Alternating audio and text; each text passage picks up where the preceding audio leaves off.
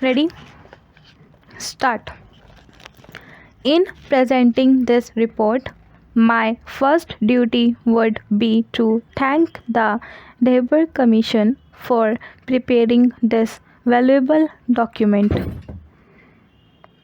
The Commission have gone deep into the various aspects of this problem and have produced an important and valuable document.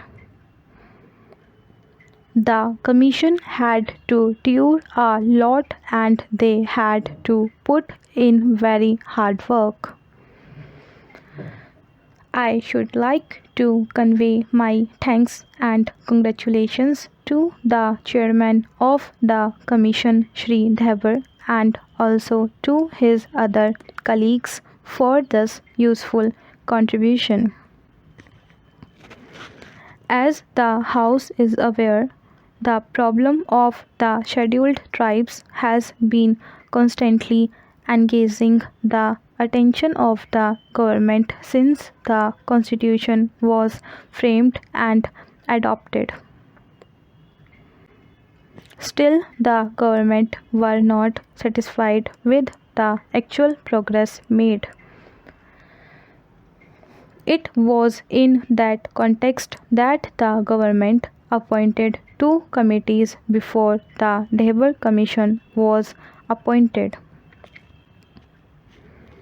The first was the Alvin Committee, which specially dealt with the problem of the tribal blocks. The second committee was appointed on the suggestion of the Estimates Committee to study the problem of the backward communities especially. On top of that, in pursuance of Article 339 of the Constitution, the government appointed the Labour Commission and now it is for the House to give its opinion on the recommendations made by the Commission. Our desire is that as soon as the Parliament, this House as well as the other House, has discussed this report and expressed its views, we will go ahead with the recommendations made and we will certainly like that they are implemented as early as possible. I do not want to enter into generalities, but it must be said that our country is vast and our problems are also immense. Generally, we are a very poor country, and it is true that during the British days we did not actually realize what poverty meant. People suffered without much protest, but now, when the country is trying to go ahead with economic development, it is but natural that every section of our community should like to progress simultaneously.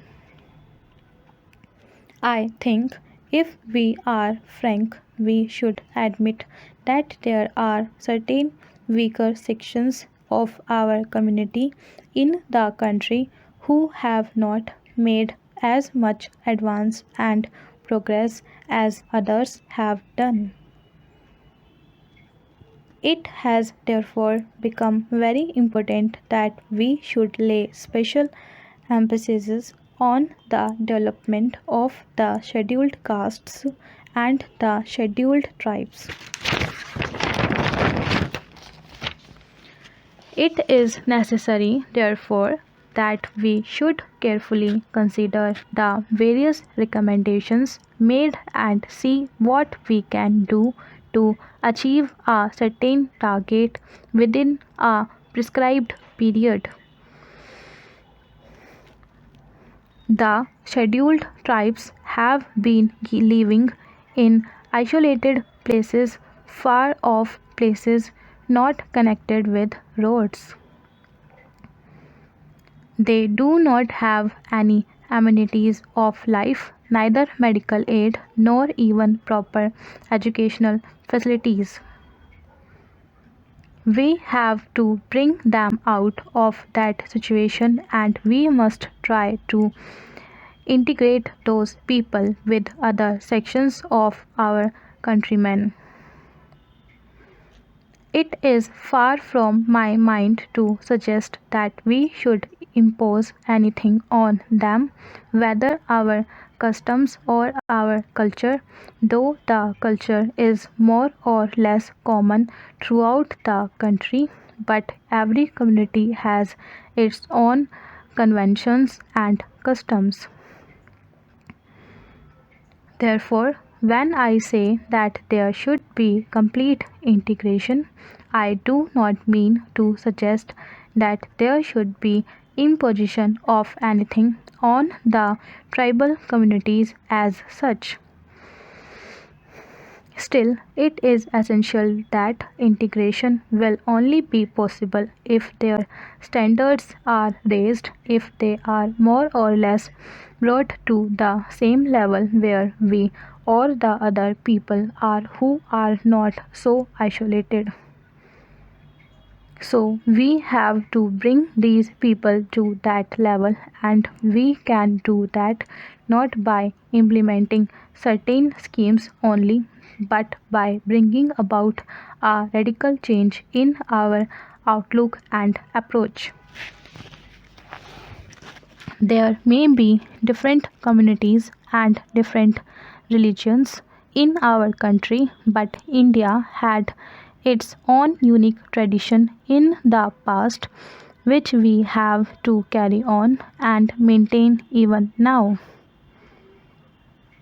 In fact, our philosophic base has been unity in diversity, and in it is our good fortune that when we are free, when we have become independent, various communities and religions exist in our country, and it should be our effort to bring about complete unity and solidarity amongst ourselves, even if our religions are different or we differ in our customs, rights, etc.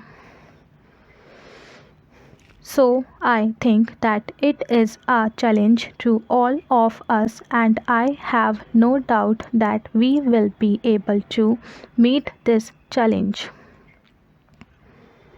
I do not want to take more time off the house. As I said in the beginning, I do not want to enter into generalities. So far as the recommendations of the Commission are concerned, they can broadly be divided into two categories. There are recommendations which are to be dealt with or which directly concern the Home Ministry and some other ministries of the Government of India. There are other recommendations which mainly concern the state governments.